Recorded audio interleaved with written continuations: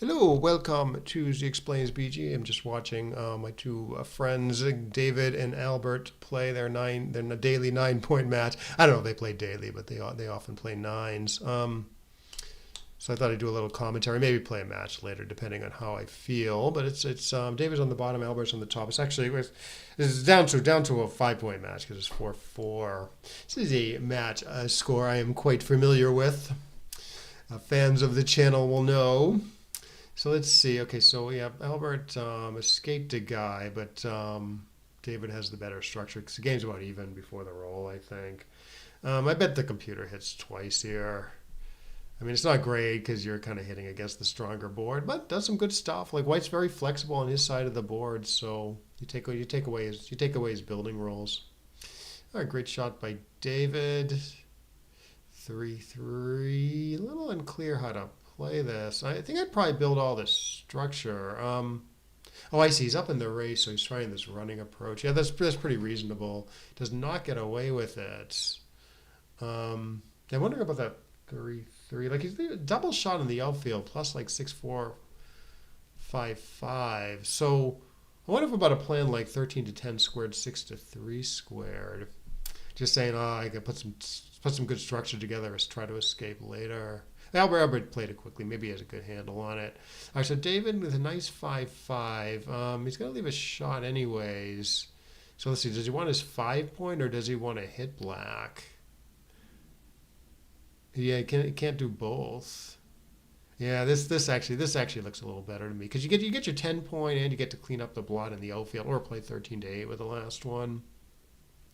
So this maybe has more going for it than just making the 5. I think.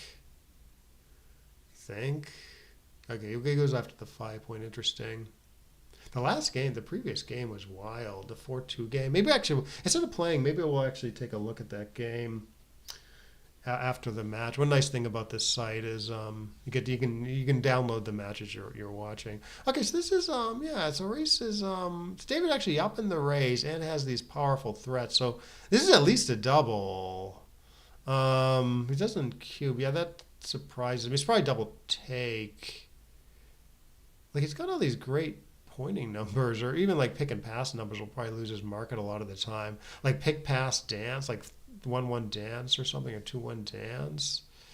Probably does lose the market pretty solidly. I would actually double this also, even though the threats look a little worse. This looks a little funny. Yeah, I would do this. Now, Albert, in non-gammonish positions, Albert can take a little deeply, but it is gammonish. Which double gammons are quite valuable at this score. So yeah, I would have pulled the trigger a couple times there. Oh, hey, Alex, good to see you. Yeah, I'm just watching David Kornwitz and Albert play. They have a regular 9 point match with each other. I kind of want to. I watched. I wasn't streaming, but I watched the previous game. It was a pretty wild game. I might want to like take a good look at it after this match is finished. I hate these 5-5s. I mean, this looks like the best Elbert can do, but yeah, it sucks that you got to give up. Got to give up your midpoint. Oh, great 4-4 by David. Okay, so he's 4-way.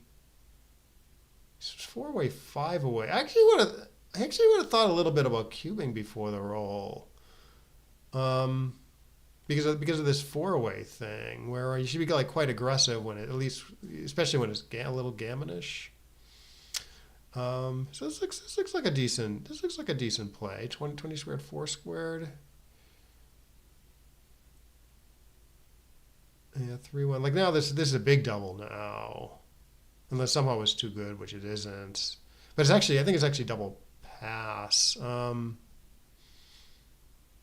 Like it's a pretty reasonable cube for money, and David's 4 away, and he's only winning the match by a little bit. So I think Albert needs to be very conservative here about taking. Made the 4 point. Yeah, I probably would have done that too. 20 squared, 4 squared. Leave some. I think with David's plays a little safer, and he's going to be cubing next turn a lot. So given that he has cube access,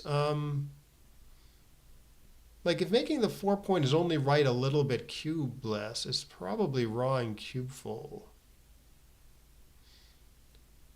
Yeah, I would not take this at the score anyways. Like I don't know if I want to take it for money, but I don't want to take it when my opponent is 4 away, you know. Um,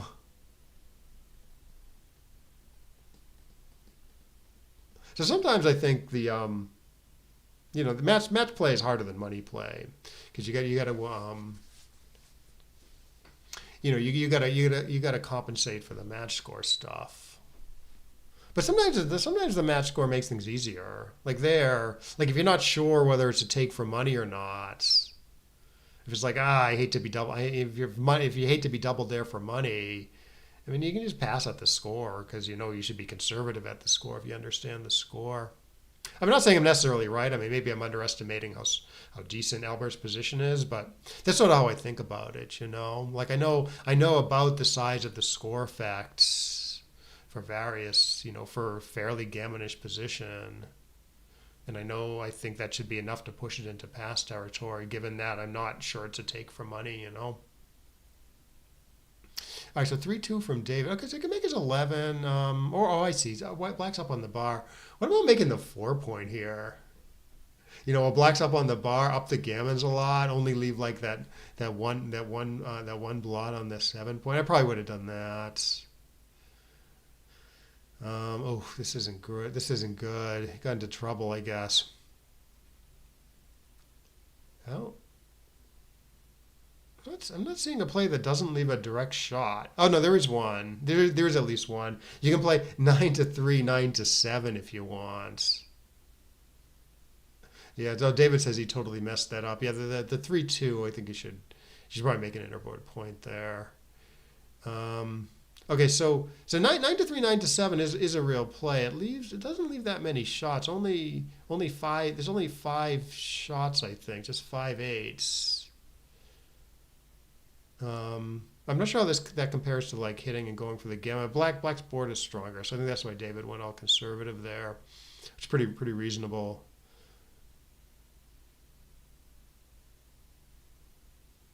Okay, 6 a little well. I was going to say 3-1 is maybe better distributed, but for the race, it's sort of good to have a checker on the 4 points. So I think that's what David was thinking. Yeah, this looks good. He's up in the race so much. He's not worrying about blocking too much. So I kind of like what David did. Seems like the safest play to clear the 8 point and get good spares there. Yeah, maybe they're taking a quick little break there. I wonder if there's anything else. You can't go back. When you're playing a match on this site, you actually can. There's like a little tag move function. And you can actually use it to like go back to a previous move in the game and like look at it. So I wanted to do that with the 1-1 to see if there's anything else, but I guess you can't do that. I guess you can't do that while watching. All right, so David strips the point down right away. It leaves a couple blot numbers, just 6-2. The one plays a little destructively inside. So David's play is sort of the standard thing, I think. Stripping that 7 point down right away. I'm hedging a little bit just because like the distribution looked weird after David's play with like 6 guys on the 6 and 2 on the 7. So you can go like 3 and 5, not leave any blot numbers. And like have like more flexibility for the next turn, a little bit more flexibility for the next turn. So maybe that was a little bit of an exception, but it is close play in any case. But anyways, David seems to be making it work. Did roll a nice 3-1 on the next roll, which did clear the 7 point nicely.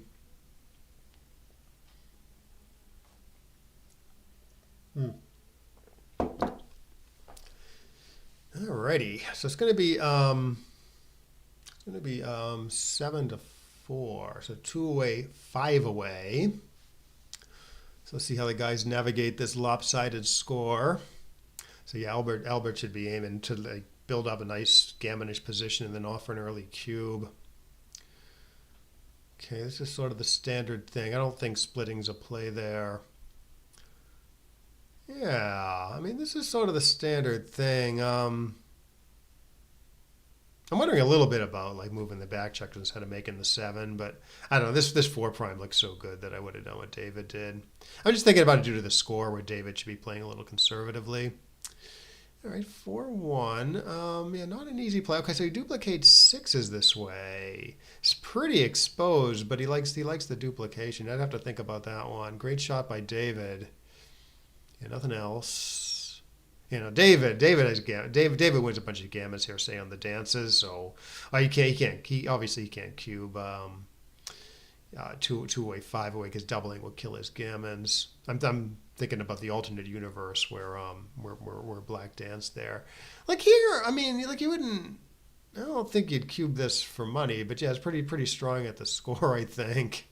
Given that it's sort of two-way gammonish. Like Albert's sort of magnifying the value of his gammons by doubling and diminishing the value of David's gammons by doubling also. Okay, so David thinks it's so strong that he should give it up despite the awesome front position.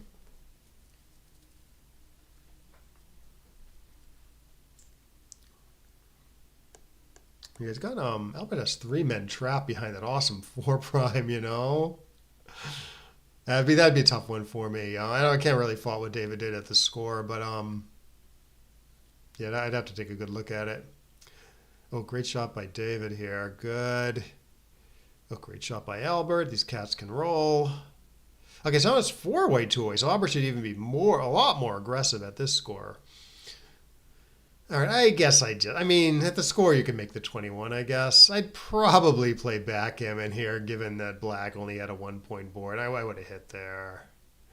I see what David was thinking, though. He wants to tamp down the gammons, and maybe he has a point. Oh, hey, Chaba. Yeah, Alex is a very good backgammon name, I'm going to say.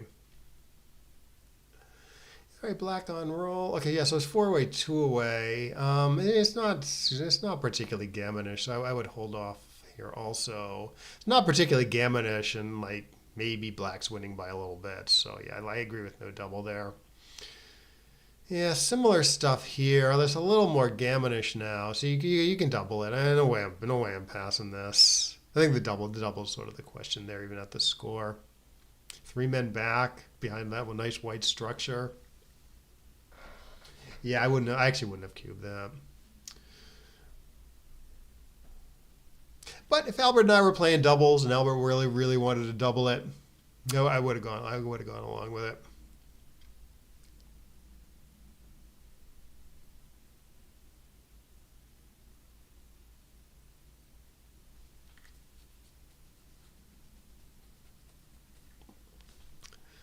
Guys, it's probably close enough. Yeah, all right, David gets to put some stuff together, and then, yeah, this looks good. Wants to be in a position to spring all these checkers.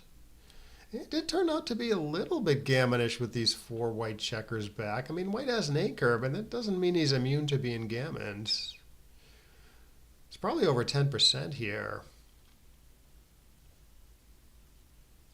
Oh, so the way the math works, one cute thing. I actually showed this to Albert and he liked it because he didn't normally think in these terms. One way to think about white's take point is you take the percentage of the time he gets gammon, say it's 10%, and you add it to 20, and that's white's take point. So white would have a take point of 30% there. And it's because the gammonless take point is 20. And it's pure gammon go after double take. In other words, gammons are worth about as much as a win is. And the extra gammons are worth that much. So that's the way the math works out. Okay, so 4-1. I guess given the score, I would not split with the ace because I don't want to be pointed on there. So yeah, I kind of like how David played that. Ooh, I don't think I would do that. Oh, this doesn't play good, though. Maybe I would do that, actually. There must be like a safe play in there, right? Oh, no, there's at least one safe play where you clear the six, but yeah, don't do that. Maybe there was just no other safe play.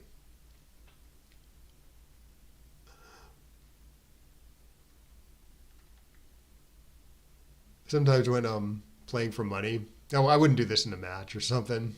But if I'm playing a friend for money and they're like looking around for a safe play and they can't find one, and I do see that like clearing the 6 will be a safe play there, I say, you do have a safe play, but you're probably not interested. And they go, oh, you can clear the 6 safely there. All right, so David still has this 4-point holding game that isn't going to do anything probably. 6-4, yeah, I guess I would keep the anchor here. I guess there's some risk on black and power off a gammon. Oh, I see. He's just trying to save the gammon here. I don't know. I mean, he wins a few percent by staying back. Say if you just like stack the 2-point. I mean, he's winning at least a few percent. I guess he thinks he's getting gammon like 5% there or something. All right, so similar to the cube action, say you have a play that never wins, never gets gammoned, and then you have a play that wins 5% and gets gammon 5%. Those plays are equal. Those two plays are equal. Because like I said, the gammon is as valuable as winning is basically. It's like there's like this 1-to-1 ratio at the score for doubled gammons, I mean. Normally it's a 2-to-1 ratio. So for money, say, or it's 0-0 in a 9-point match, you need like 10% gammons to make up for 5% wins, as opposed to 5 and 5. Cubeless anyways. All right, so the guy's double right away, which makes sense. Yeah, I usually do this because I think there's some 1 duplication, but I don't know what the computer does. All right, time for the worst play in backgammon. Not this. Although this is worse than what I was thinking. Yeah, you just make the ace point here. It's gross, but it's correct. There's nothing else. Yeah, I wouldn't do this. It's creative. It's creative. All right, it worked. All right, no, yeah, 11% dance is there. It's not bad. All right, he's sort of committed to attacking now, maybe. So I would do this. I was working brilliantly. Yeah, because blitzing isn't a great game plan because gammons don't count, but sometimes it's still best for the win, you know. So I actually like how Albert played this, and I'm actually not sure between 13-9 and 24-20 here. Given the score, maybe this is good. Yeah.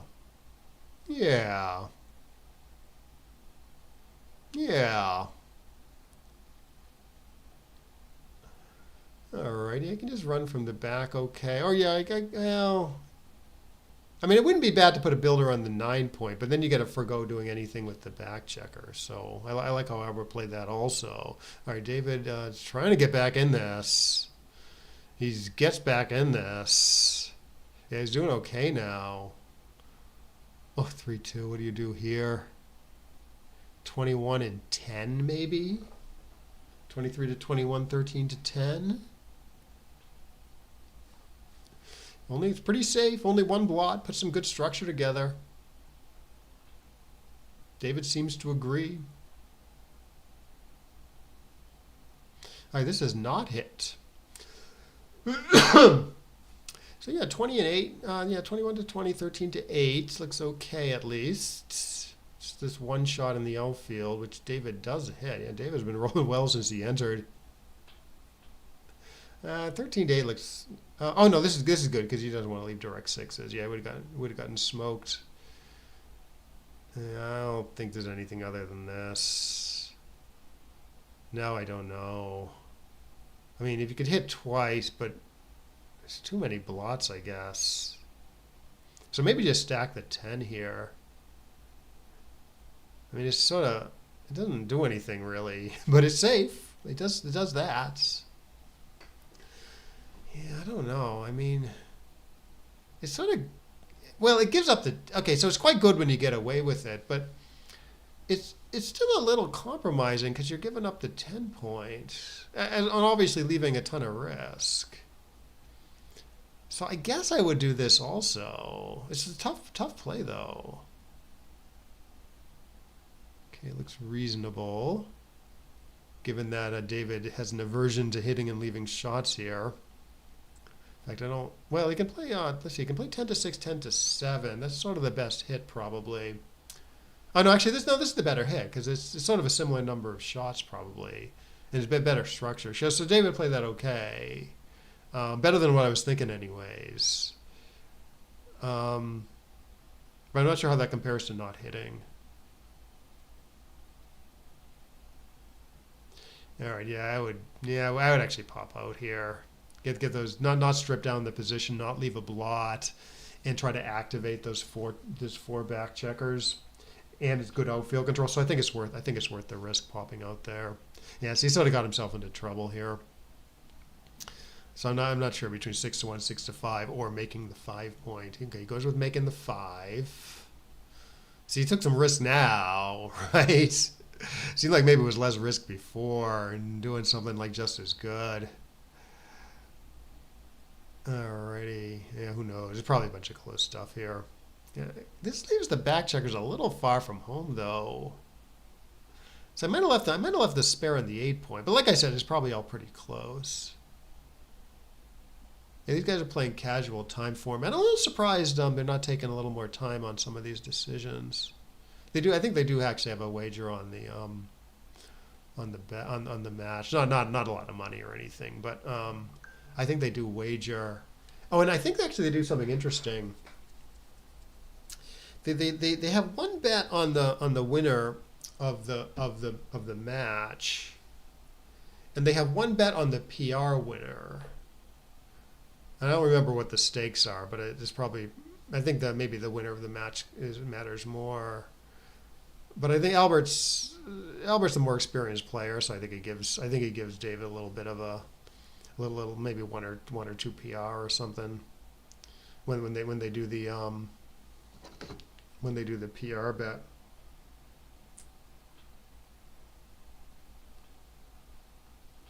Anyways, okay, this looks good. 5-2. Okay, so if his only goal is to hit, maybe he is supposed to pop out here. Gammons, I mean, if you wouldn't do that if Gammons hurt you, but you gotta hit black, you know. So I mean, he could get hit and then enter right away, and he's not that much worse off.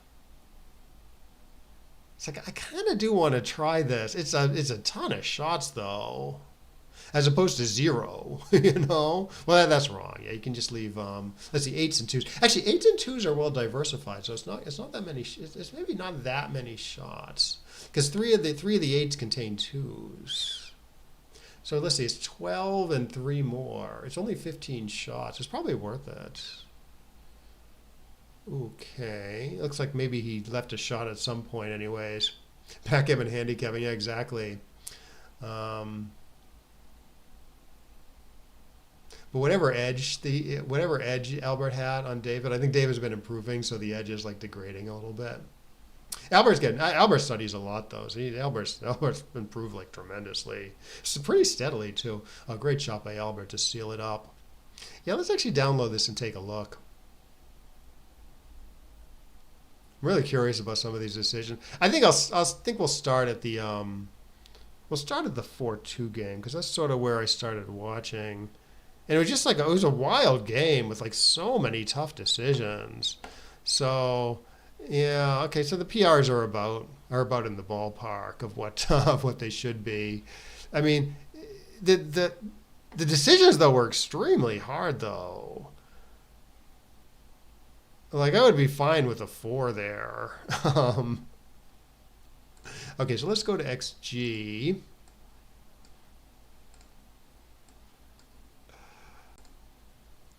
And then we'll take a look.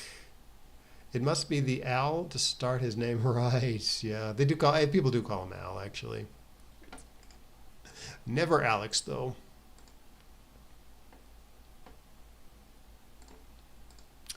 Okay, so yeah, I just want to look at this 4-2 game. Yeah, you see how wild this game is. Okay, so let's put David on the bottom, Albert on the top, like we were watching. right? So I guess this Albert gets this early 5-5 blitz, and yeah. So the David dances. You don't double this for money, but that the score is fine. I think where you're down, you're down by 2 points in a fairly short match. So it's sort of fine to cube. I think it is. But yeah, this would be somewhat light for money. I think if Black had a blot somewhere else, then it's probably a cube depending on where the blot is. Okie dokie. It hasn't gotten wild yet. David enters. Okay, standard. Albert dances on a 1-point board. Yeah, I thought this 5 was good. You don't love giving up your midpoint to do this. But you like the 8-point for sure. And 21 to 16 is okay, but you're leaving both 6s and 4s in the outfield. Oh yeah, then he was like really happy he made his 8-point because the upcoming 6-6, which is still a pretty good roll. Like he blitzes, Albert hits back, David hits back. Okay, yeah, there's a good play by David here, just kind of going for it, right? Because David plays a little risky and destructive. We hit twice, giving up your 7-point to do so. But like everything leaves shots, right? Like you could say play bar 21 to 18, I guess, is the computer's second choice, but you're leaving shots everywhere anyways. So often with these decisions, it's just right to leave like a somewhat extra risk for like doing something really awesome when it works, right? So yeah, good risky play by David there. 6-4. Yeah, I wasn't actually sure about this. Okay, yeah, so this was bad. Yeah, the blitz is getting a little thin here. And you're foregoing your 7-point to attack on the ace. So David did this. So few guys. Actually, I think he made a mistake later. I think he made a similar mistake later, where he hits a second time. I think it was with like a 5. It was with a 5 or something where he hit off the ace a second time, but the blitz was just too thin, and he should have done something more positional.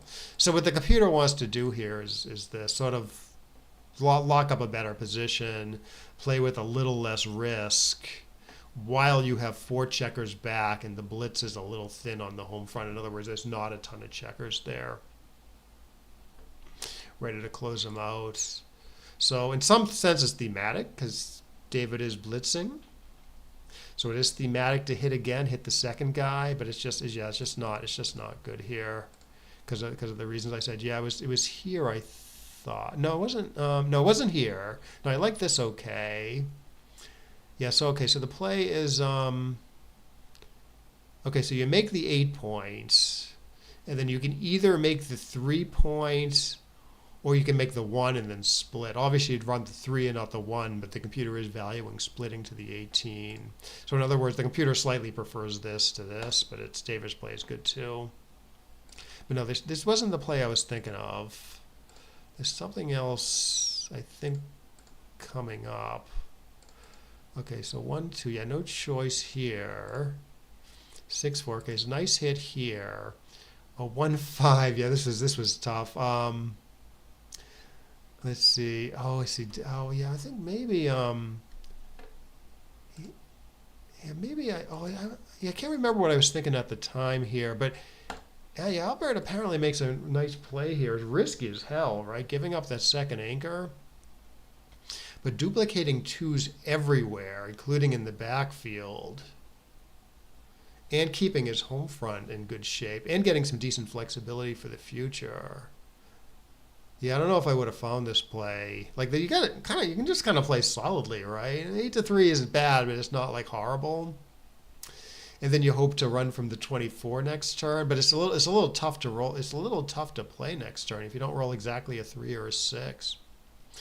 So yeah, Albert makes this nice play, a nice risky play where he duplicates 2s and comes out,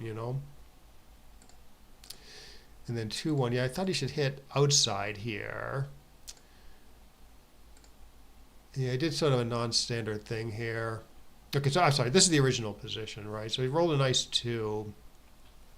He can hit in the outfield and play a very productive ace, 6 to 5, right? Only leave a few shots. That's sort of the standard thing, I think. Instead of hitting loose in your board, you hit in the outfield. Now, if you're hitting the second checker, if you're putting the second guy up on the roof, then it's often right to hit inside. So like that would like if, I don't know, if somehow like White's checker on the ace was on the bar, then David's play would be good, I think. But yeah, David's I think I see what David was thinking. Here's what David was thinking.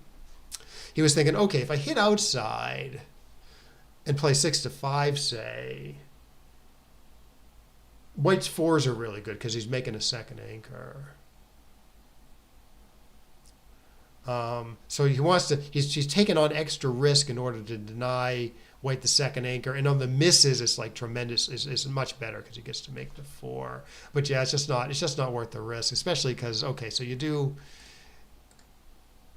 this, and okay, say White gets. I'm sorry, you do the right play. White gets lucky and rolls a 4. It's still a very bad game for White. But anyways, now he gets to hit. 4-2 is standard. 2-1 looks pretty standard. 6-5. Yeah, you could do okay. 14. Yeah, I might have actually done this also. This is cute because of 3 duplication. Right, 3s to hit here and 3s to hit here. It does give White extra aces to hit though. Also, I guess the benefit is it's a lot more diverse. You know, on White's bad numbers, you're gonna have a lot more options hitting or upgrading the anchor or getting the backmen going nicely. Oh, and this also disconnects. Right, so say White hits off the 11. Say he rolls a 2-3. He hits off the 11 and plays 24 to 21. There's no return shots of this guy. You get hit here and say like White hits there and stays there. There's lots of return shots. I don't know, 3-6 or something. What I sort of liked what David did here. Oh, I see. Okay, so yeah, at first David was like looking around at like hitting loose plays, maybe pick and pass, and eventually settled on the right idea of just like switching, keeping this checker alive and not leaving any shots in his home board. And then yeah, I remember this. He had an option to either upgrade 21 to 20 squared, or he can do what he did, which does have some nice aspects to it, right? It duplicates 5s, for instance. And it sort of gets diverse back here. Oh, this is diverse also, and it's more connected again. Yeah, I guess this is better. I guess I see why this is better. Yes, it's just as diverse in the backfield. And I guess you prefer the 20 to the 21 here. Because you do this, White can sort of effectively attack here. You do this, the attack's a little cheesier going behind the front anchor. And again, it sort of disconnects, right?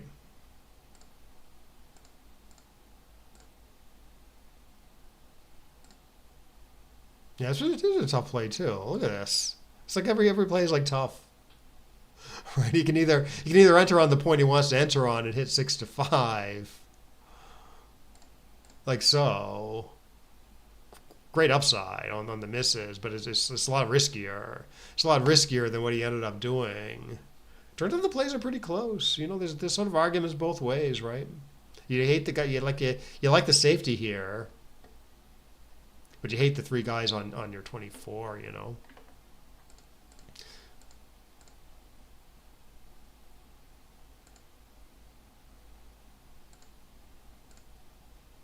Yeah, cute play here, making the 3rd anchor. Yeah. Okay, computer very much prefers this to this.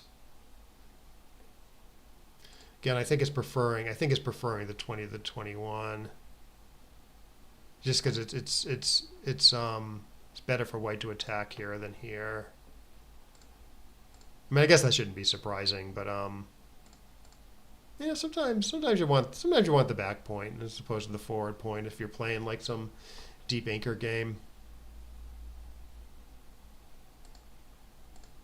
Yeah, another fairly tough decision, fairly close play. Albert does this, leaving direct sixes, but keeping the spares in good places. Versus this, oh yeah, this isn't great, because well, white's happy, very happy. Oh, I'm sorry. Well, black is happy to hit off the 10, but very happy to hit off the 10 point.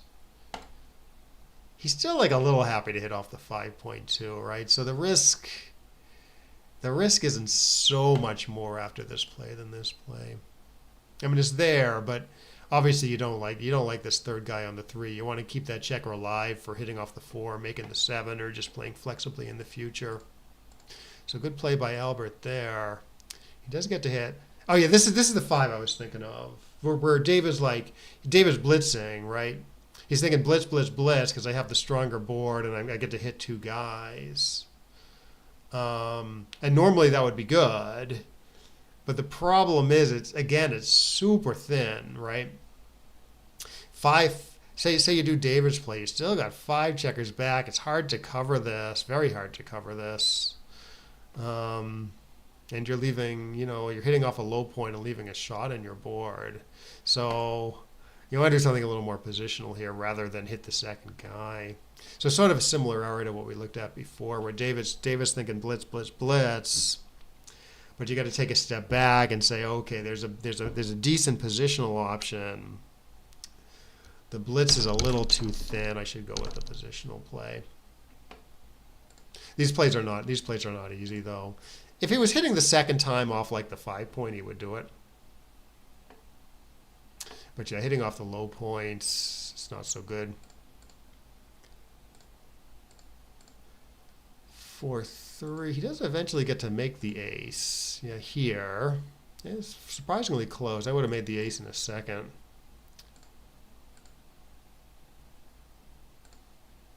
3-2. Okay, decent play by David here. He's no longer playing a 2-5 gun. Yeah, I thought Albert's 5-5 was good here. Oh, he wants to play 6. I don't know about this. Albert looked at this play. Putting 4 guys on the ace like this. Keeping the 8 keeps the 8 point though, So the computer doesn't mind this. So Albert did what I would have done.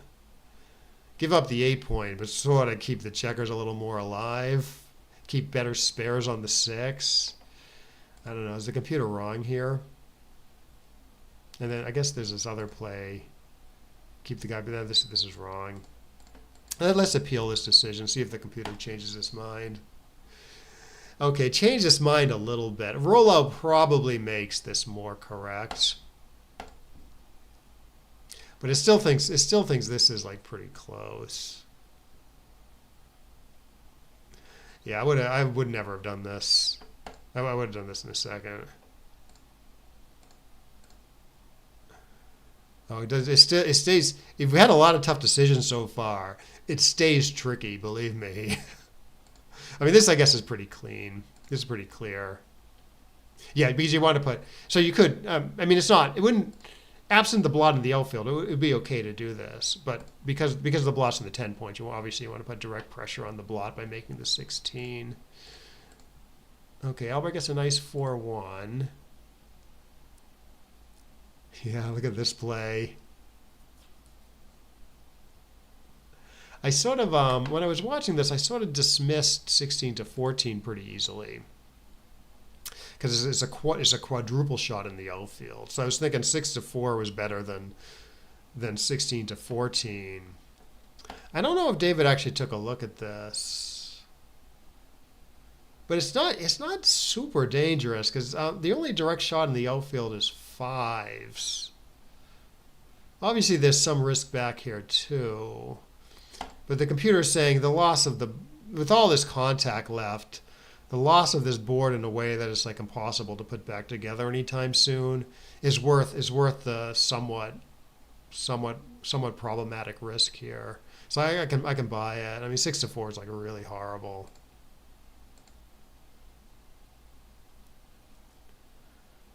Yeah, 6-3-3. Everything dismantles. Yeah, pretty bad roll. 4-4. Okay, 16-8 here.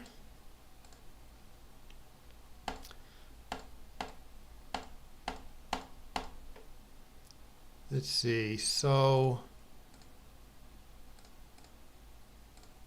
yeah, I guess the computer is just really, really averse to leaving a shot in the outfield here. When let's go back to the original position.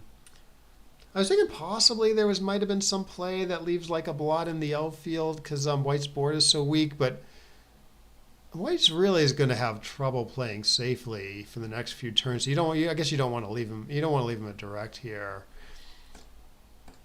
So David's play, keeping everything far back, looks pretty decent. Keeping the 20-point anchor. Let's see what the computer's second choice is. Oh, I see. Leaving two blots in the board, but keeping them split forever and getting all this time on the home front. The computer doesn't mind. There is probably some decent hits for White here. So those are pretty close. Yeah, the problem with David's play is, even though it's probably right, but the problem as I see with David's play is going to be like a little hard to build the board and play conveniently in the backfield at the same time. So the bot's second choice is maybe a little easier to play next turn. Okay, so 5-1. 5-3 is a mistake here. Oh, I see. He's crunching his board even more. Yeah, what's wrong with 20-12? It's a little risky, but it's not too bad. And you maintain the ability to make a good board. This is a very common error. David's stronger than an intermediate player, but I see this type of mistake among intermediate players a lot, where like, okay, so if your only goal is to hit, you do this, right? Because you get batted around less, keep your anchor. It's going to be less convenient for White to play. But to hit more, you have to really compromise your front position. And the play is sometimes hard, right? It can go both ways. Like sometimes it's right to compromise your front position, but it depends mostly on like how much you're compromising your front position, and and more importantly, how dangerous it is to go from the back. The common mistake I see is people compromise their front position too much. It's probably like 4-1 or something, where like an intermediate player will err on the side of compromising their front position way more often than they'll err by running from the back, say, here. And so this is exactly like I said, Dave is stronger than an intermediate player, but this is exactly the type of play that I think about. Like, you do this, it's dangerous, but it's not super dangerous or anything. And so you maintain the ability to build your board, and you give yourself flexibility for the future. It's going to be a lot easier to play productively next turn than after David's play. Like, how does he build a 5-point board here? And he's like a perfect number to do it. So yeah, like I said, it can go the other way, where like you do want to compromise your front position, but usually people are erring the other way, where they compromise their front position and they shouldn't. Like, okay, so it gets hit with 2-1. I mean, after the computer's play, you would have hit also. It would have been pretty similar. Okay, 6-1. Yeah, good play here. Getting the point 6 away from the point that White needs to clear. 2-2. Yeah, similar stuff here, right? I mean, you can leave some risks. You diminish your chance of hitting, but you're going to maintain a better home front. Versus this, you're going to hit more. This play actually seems a little harder to me. Like it's possible I would have played like David did, but yeah, sort of the same thing going on. Oh, actually, watching it, I actually might have played 19-15 squared here. So how bad is that actually? Yeah, it's about as bad as compromising the front position, apparently. Is it really that bad, though? You sort of maintain double coverage in the backfield a little bit. Oh, I guess numbers like 4-1 or something, which are horrible after this play. They aren't so bad after this play. Yeah, I don't know. But yeah, the computer does want to play 20 to 12 for kind of the same reasons as before.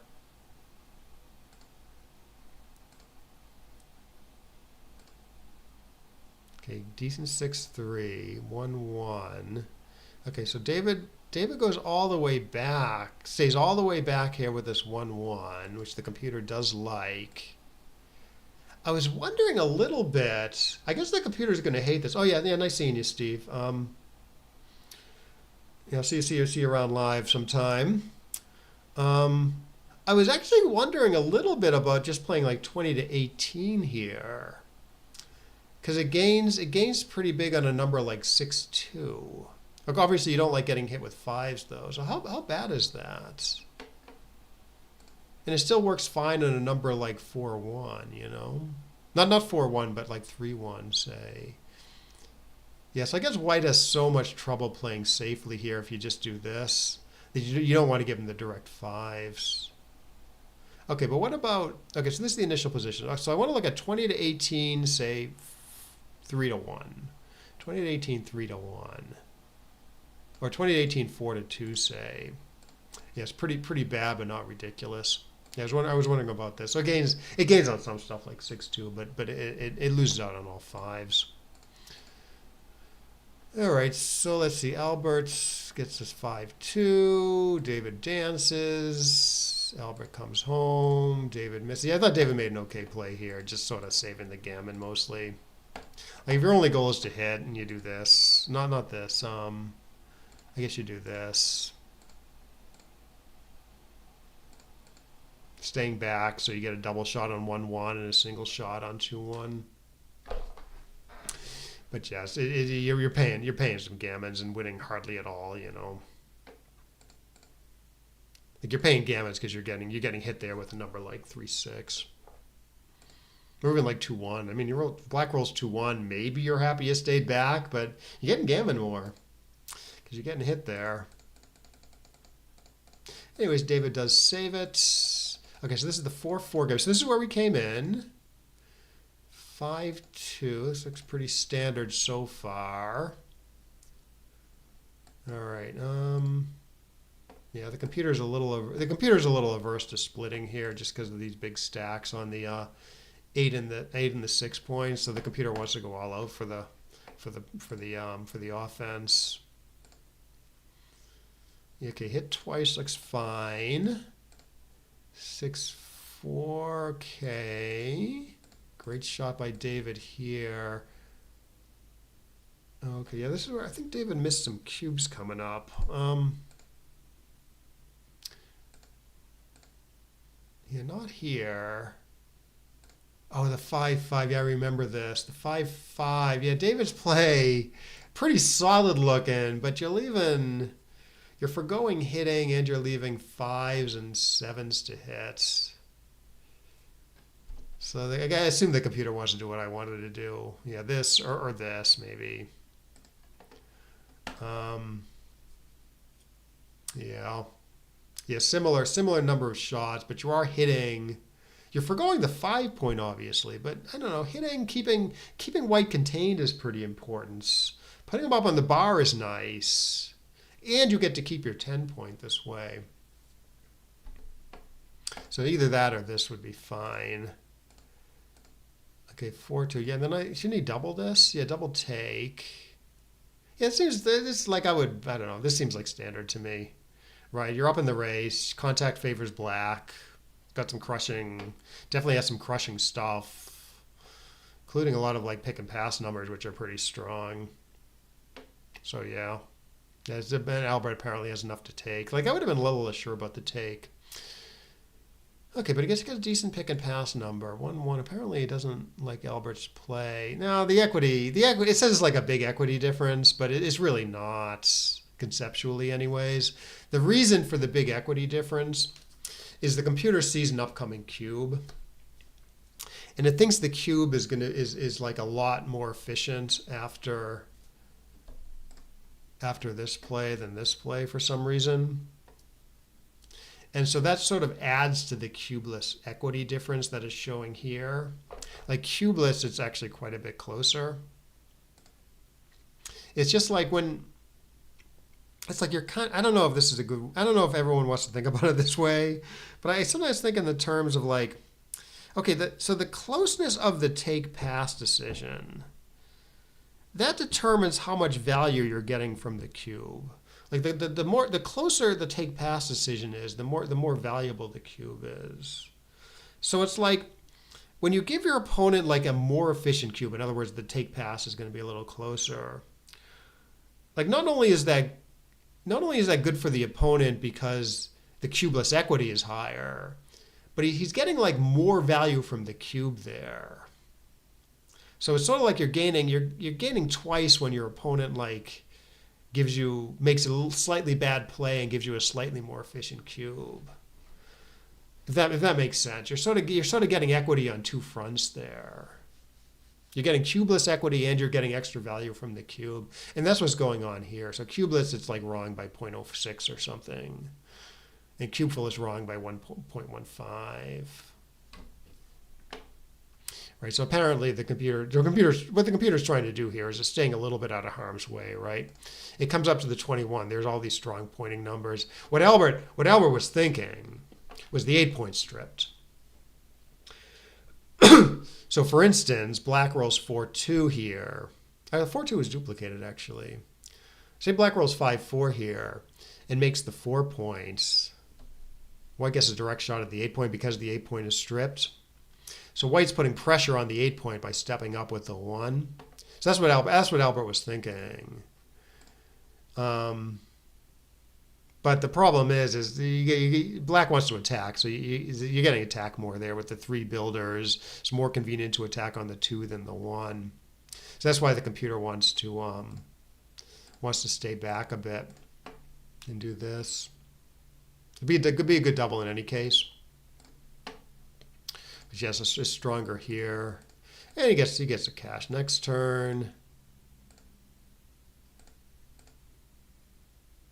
Okay, here you don't split. Splitting's might be a little surprising how big an error splitting is. Like if you're not familiar with this concept, it might look close to you, right? 13-9 versus 24-20. Like why isn't that a close play? It's because white rolled 5-5. White rolled a good attacking number because he makes a low point at his board, and he rolled a good raising number because it's 20 pips. So black shouldn't be thinking split run. He should be thinking build prime here. And so David navigates that very well here by bringing 2 checkers down. Really bad 5-5. Yeah, I would have thought a little bit about queuing here just due to this 4-away score.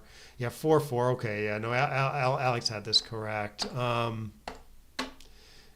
making the good structure on the home fronts. Yeah, it's actually not that many more shots. Yeah, so this is actually 3 shots, surprisingly, right? 3-3, 4-4. Oh no, 4. It's only 2 shots. Just 3-3 and 6-6 as 4-4 is blocked. It's a little weird to have your 9 and your 3. So the computer wants to make the inner board point. Again, there's a little bit of cubeful stuff going on here. It is close. It is quite a bit closer cubeless. But yeah, this is apparently the computer thinks this is gonna lead to more powerful cubes next roll. And then, yeah, okay, so Albert plays 8-4, but yeah, so Albert's up in the raise, right? So he should be splitting and raising as opposed to playing on the home front, even though it's quite dangerous, right? And then, yeah, double take apparently is good. I might have passed this actually. It's probably stronger on a rollout. It probably is stronger on a rollout. But yeah, Albert's probably right to take it. Yeah, like I probably would have found the take for money pretty easily, probably. But this four-way score, four-way, five-away, even though black is winning, white needs to be pretty. Even though black is ahead in the match, white needs to be pretty conservative about taking when black's four-away, especially when there's gammons. Yeah, so this is a pass probably. I'm not going to roll it out to completion, but yeah, the roll is getting a little stronger.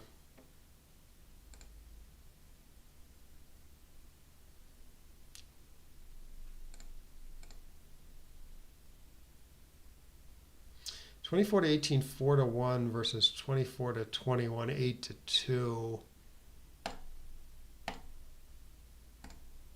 Computer wants to do this, risk getting pointed on here, as opposed to this. He's still getting hit there. I guess the real problem with this is you want the checker on the 4 point and not the 1 point. Like maybe Albert's right that you want to split to the 18 and not the 21. Maybe. But yeah, you don't want the guy on your ace point, I guess. Not that this is that good either, on the home front. But it's better than not having your 4 point slot, and it's better than not having a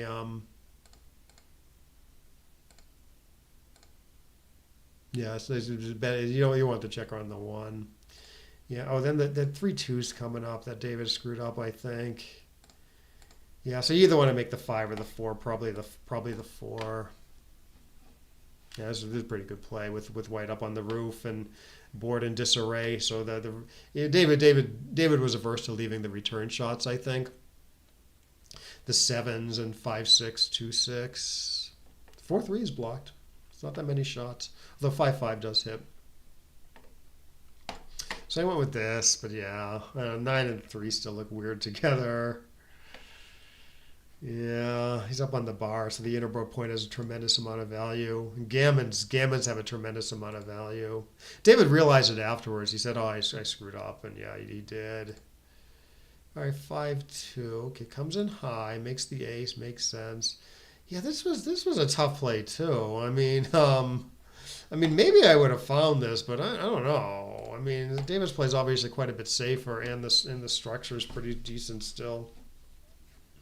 Race is fairly close though, so maybe hitting has a lot going for it. Wins more gammons. Hitting wins a lot more gammons probably. Well, 12% versus 6%. Wins more too though.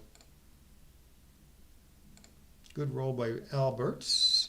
Nice roll by David. Oh, then there's a 6-2. Yeah, this 7-1, 6-4. I didn't even see this.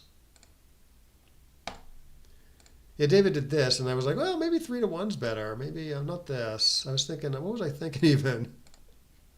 I was thinking like 8 to 2, 3 to 1. But I guess that's wrong. Yeah, maybe you want to check around your 4 point for the race. So David did this. The computer doesn't mind this also. A little more flexible in the backfield. Okay, yeah, then he clears the 8 point nicely because he's up in the race. So the computer doesn't mind keeping the 8 point. I guess keeping 3-3 blocked. Not leaving a weird stack on the 7. But David's play is fine. I probably would have done what David did. Oh, and then I might have played this a little differently too. But David's play is good apparently. Yeah, I might have done this actually because no blot numbers right away. A little more flexibility in the future. But this is the standard thing though. Leaving the blot numbers right away, but you get to clear it right away before your spares get too weird. Maybe that's the problem with this. You roll like I don't know, you roll like a 6-5 or something. And you're putting your spares where you don't want them. Before you clear the 7. Yeah, that's the problem with this.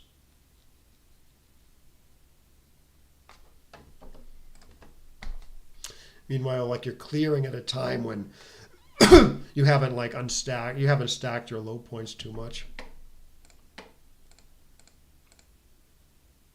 Yeah, nice shot, and then I assume David just wins. Albert couldn't have stayed back, could he? We could. Yeah, he shouldn't. Yeah, no blot numbers for a while. And he got a little bit of race there. All right, so okay, so this is the two-way, five-away game. Yeah, the 1-1 little at the score where you want to play a little conservative so your opponent can't get in a good cube. There's a little bit of an argument for this or this even. But yeah, this sort of looks like the standard thing, making the awesome front structure. Like for money, this would be clearer, I think.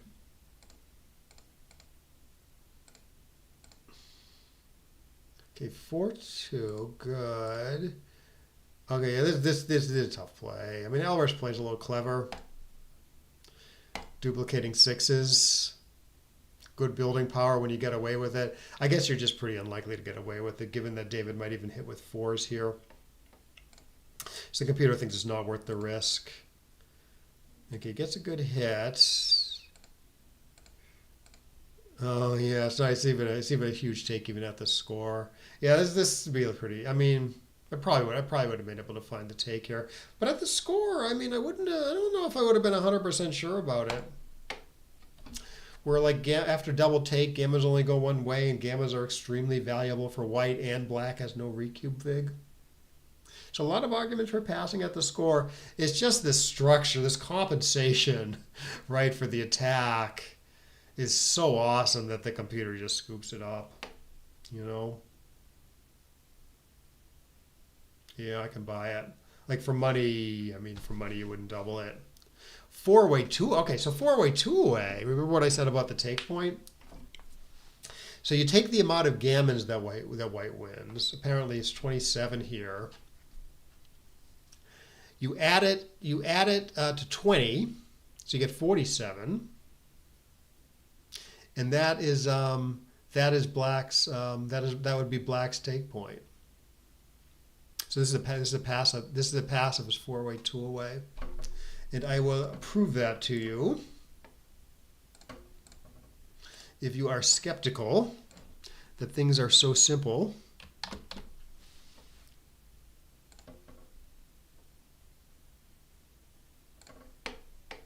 Hope I did the math right. Good. Okay, a pretty big pass.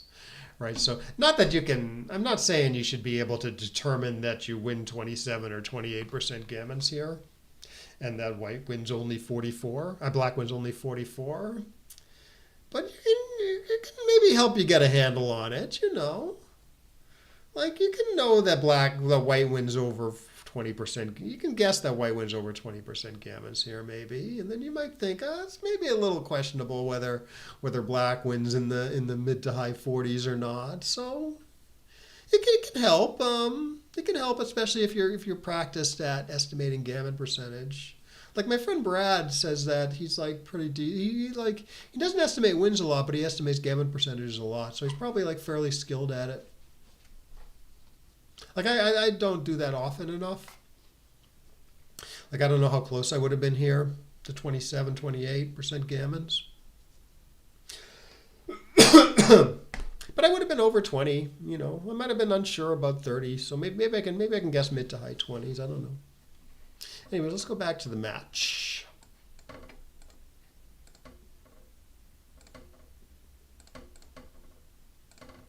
This is the 7-4 game.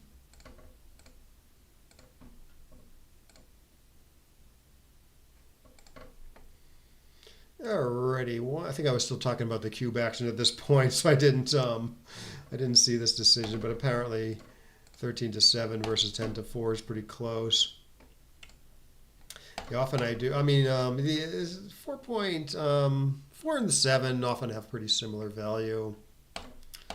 A lot of it is a lot of when deciding whether to slot the 7 or the 4, I look at like how difficult it is to cover the 4 point, and if it's going to be like kind of hard to cover the 4, I'll tend to play 13-7. It's going to be easier to like do good stuff with this blot, probably cover it if you leave it here versus leave it here, you know. So here it turns out to be pretty close. Oh, hey, Rob. Right, yeah, 5 away. Yeah, 6, okay, yeah, so Yeah, six away would be pretty interesting too. Maybe we should take a look at six away also. Like five away, two away is the two away score where the leader can take most deeply. I think that's right. Because if you take and lose two, your opponent is saddled with an awkward three away score, so your gammonless take point is very low at the score. So that leads to very deep taking. But still, the other arguments I mentioned, the gammon, the lack of recube vig, that means you should still be quite conservative in gammonish positions. But it's less so than other scores where you should be conservative. And we saw it there with the four away, right? The four away versus five away was this massive difference, right? It was a massive take at five away and a massive pass at four away. Six away, I think it's in between the two. Six away, that's like close-ish take, I think. Closer take. But why not ask the computer since we have this excellent tool?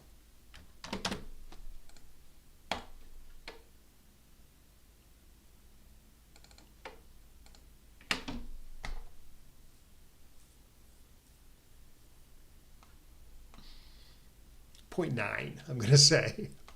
I'm going to be embarrassed when I'm off by a lot, but I'm going to go out on a limb and say it's this .9.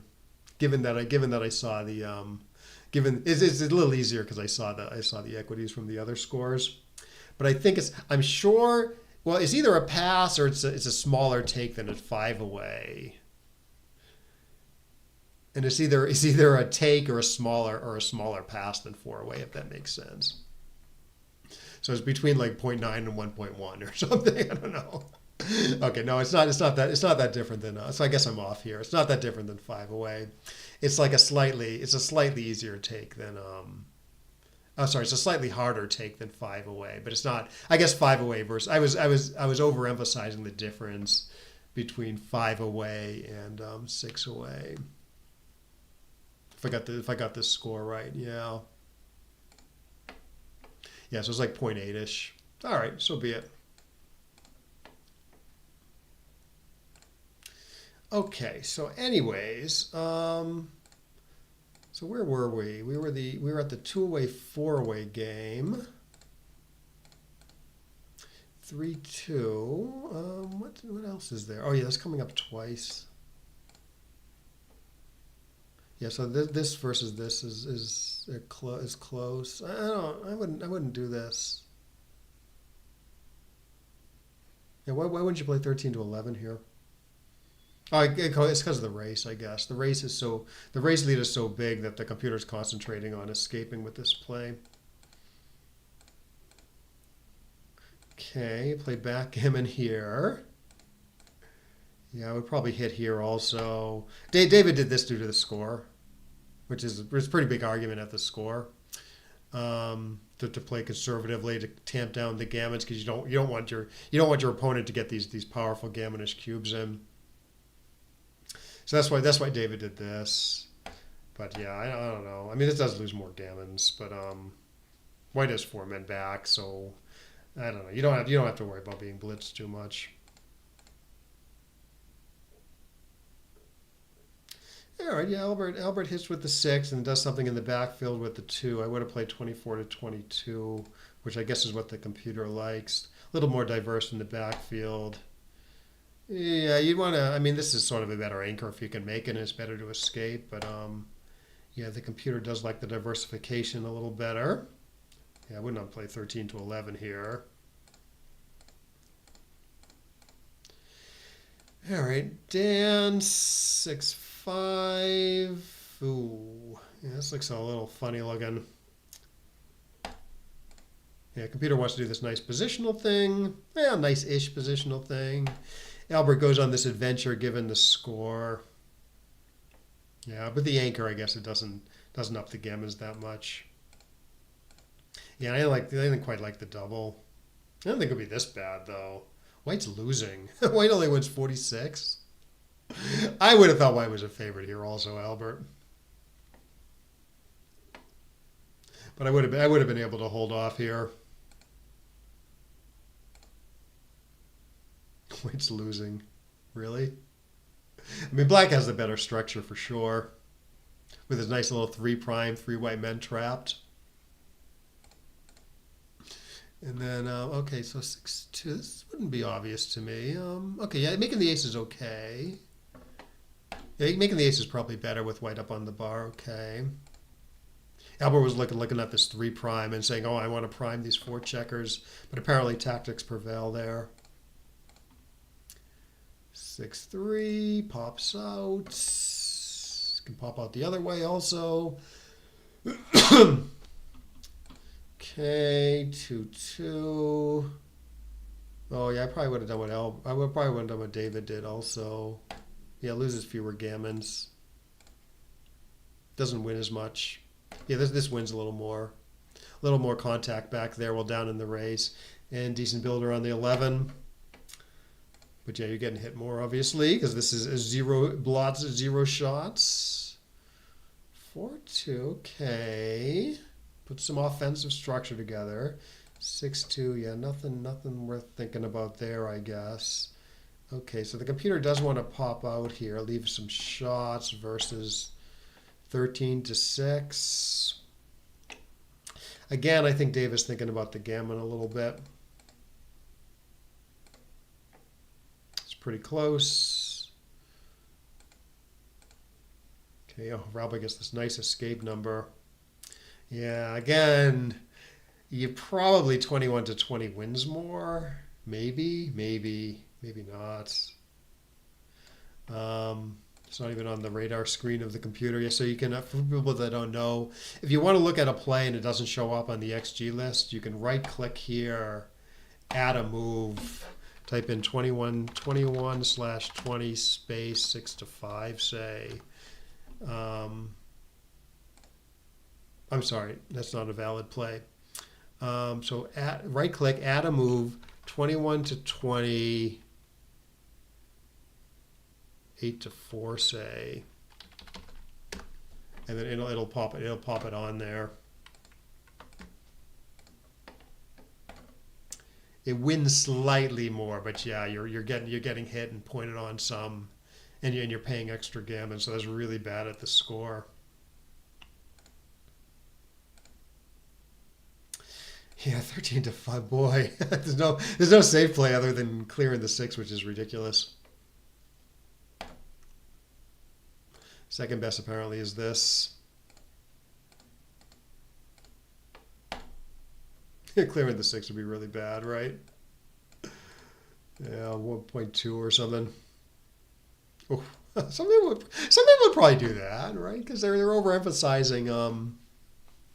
They'd be overemphasizing play, like, oh, I can't leave a shot here, right? Because I'm coming home against I'm coming home against an anchor game, so I can't leave a shot. So that's the source of like everyone's errors, right? They're either overlooking a factor or they're not weighing the factors correctly. So I can see someone overweighing playing safely here, especially a beginner, and actually doing this. But yeah, even if white's board was strong, even if black's board was stronger, maybe you don't even do that. Like, say black had a 4-point board, would you consider 6-1, 6-3? Do you think? I mean, I probably. Oh, I don't know. I was gonna say I probably wouldn't do it, but say I don't know. Say you have. I want to make the race somewhat the same. Say you have this position. So getting hits like really bad. Would you consider 6-1, 6-3? Now the problem is, it's not even like safer really, because you're just gonna be leaving shots later on, right? So you still play 13-5 here.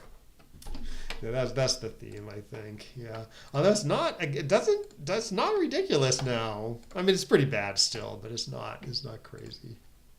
Anyways.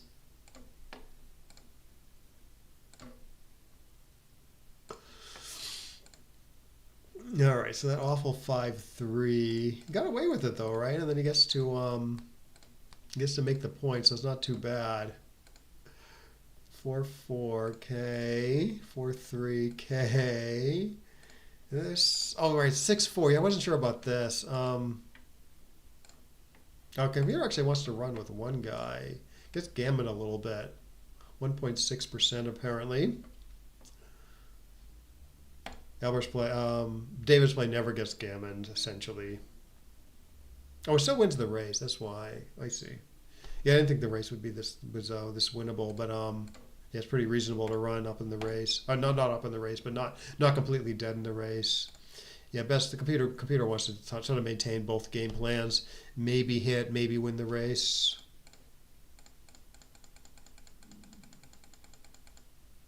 But he just loses the race. Okay, this is the book play apparently. Yeah, this is usually what I do because I mean it's not clear to me like what's best, but there is like a little bit of one duplication here. Like 4-1 for instance, both makes the 4 point and hits on the 21 and covers the 5. So I guess that's a good enough reason. Huh. Yeah, and then 5-4. This is what you do. 13-4 is not too bad.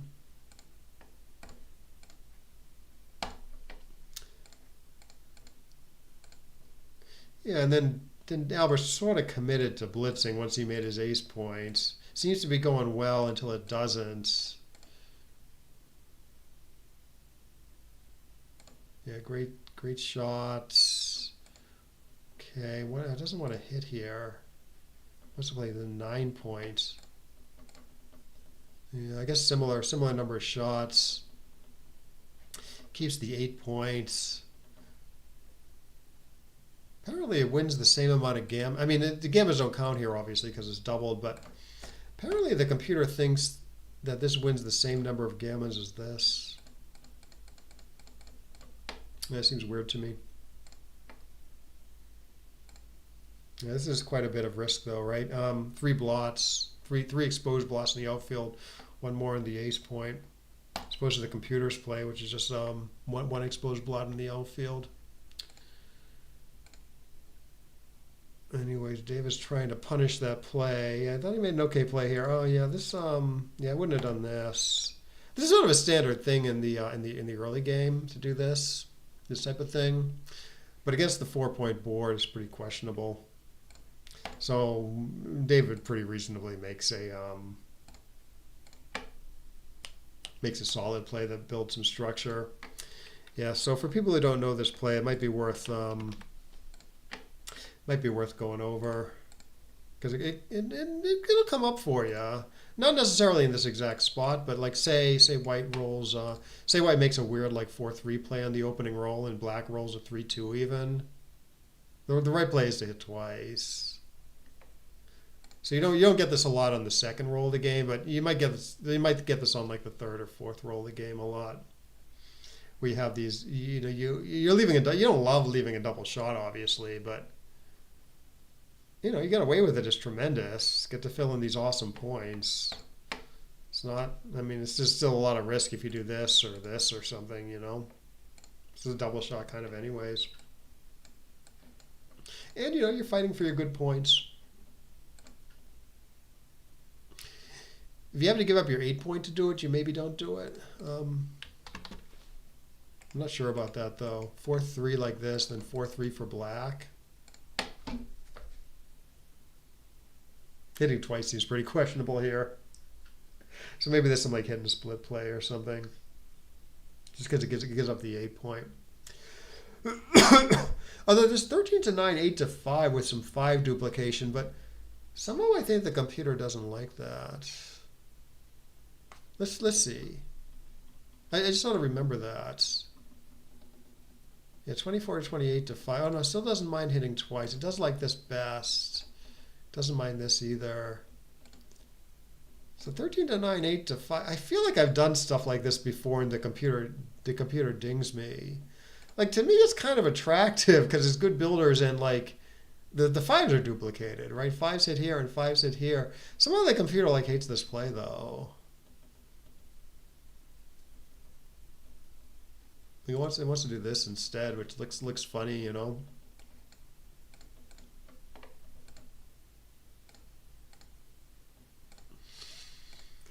Anywho, so this is the 7-7 game. I don't remember where we were. Oh yeah, the 3-2. Yeah, doesn't mind hitting twice even here. Loses a ton more gammons, but again, it doesn't matter.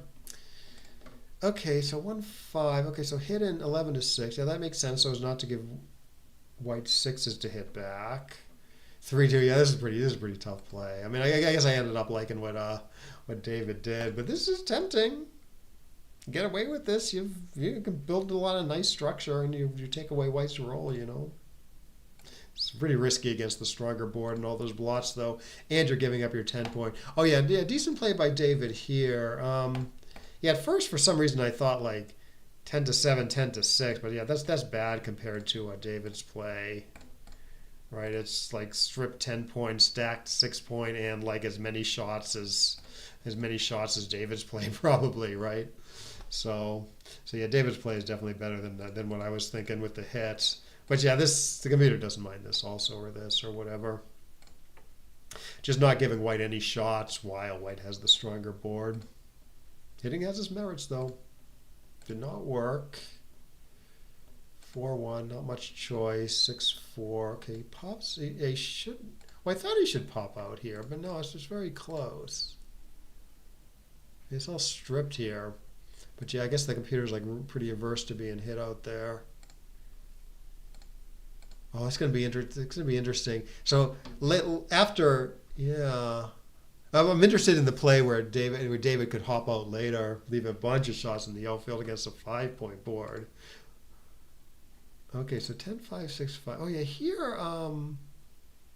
Yeah, I did think he should pop out here. I remember now. Turns out it's very close. Because I was thinking like, okay, now he's sort of in trouble with this 5-1. Like there's no good play with the 5-1 since he left 4 guys on his 21.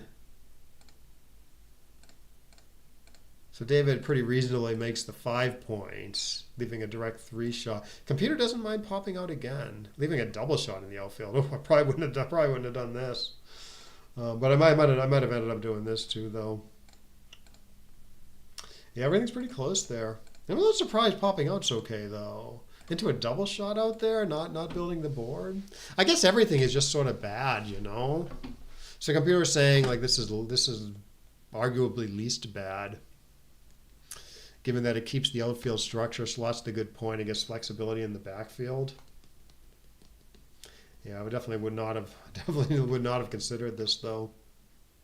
Yeah, I would have either done this or what David did. 3-1, 3-2, 4-1, pretty standard. Yeah, there's probably something slightly better with the 3-2. I don't know. I just didn't like Dave. I didn't like Albert's play because oh no, not this.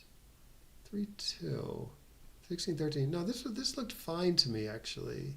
I thought there was some play where like Albert played 8 to 6. Oh, it was this play. It was this 5-2 play. Yeah, I didn't quite like this. I just didn't like this because okay, so this is the initial play. Okay, so say he plays 13 to 8 with the 5. 8 to 6 doesn't do anything getting these guys home, which is sort of the priority, you know. So I would have found something that just played in the outfield, basically. So maybe I would have found this. I don't know. The computer's a little worried about leaving too many blots, I think. Like black enters here, and then white has to clean everything up. Not that that's that hard. What about 14 to 12, 13 to 8? Like I would have thought this is better than Albert's play actually. Because it makes some. It doesn't play 8 to 6, but it makes some progress in the outfield. Yeah, it's not though for some reason. Yeah, I guess both Albert and the computer likes the spare and the 6. Fine. 1-1. Okay, so he gets to put his board together. Yeah, why not make the 4 prime though? Yeah, this looks a little weird. Yeah. Yeah, what's wrong with this? It might be hitting next turn. This maintains similar structure. Yeah, it's too blotty. Oh, David's play is. I see what David was thinking though. It's more flexible for building the 3 point and doesn't leave a blot in the board. Ugh. Okay, so he does get to hit. Oh, Albert hits right back. 6-4. Gets to hit again. Oh, yeah, this is the pop-out play. I like it. Okay, yeah, good play by David here. Right, so you don't do this if gammons hurt you, I think. You just do this, and maybe you can still hit. But yeah, given that gammons don't hurt David, he looks like he's gonna hit like quite a bit more this way. Right on the next turn anyways. Like obviously black gets hit, his hitting chances, black's hitting later hitting chances goes way down. But yeah, I mean, it's only 2s and 8s, which, as I said, it's 15 shots because twos are sort of diverse are duplicated with 8s, right? Because 3 of the 8s contain 2s, 6-2 and 2-2. So it's 12 for the 2s, right? All 2s plus 1-1, and only 3 additional 8s for 15 shots. Compare that to 1s and 8s. Now none of the 8s are duplicated with aces, so it's like a couple extra shots, right? It's 11 plus 6, it's 17. So normally you'd think that maybe this is more shots because of this gap here than 1s and 8s, but no, 2s and 8s are so duplicated that it's cheaper by two full shots. But anyways, yeah, David makes this nice aggressive play. Gets punished for it, and then I assume just loses. That was an exciting match. There's a lot of tough decisions there. Yeah, it looks like the guys, they navigated some stuff well and messed up some other stuff as backgammon goes, But, it's an opportunity to learn, so making mistakes aren't all negative. So anyways, yeah, well, thanks for watching. Yeah, thanks for chatting, guys. It was, good to see some good comments. I hope you got something out of it, and I will see you next time.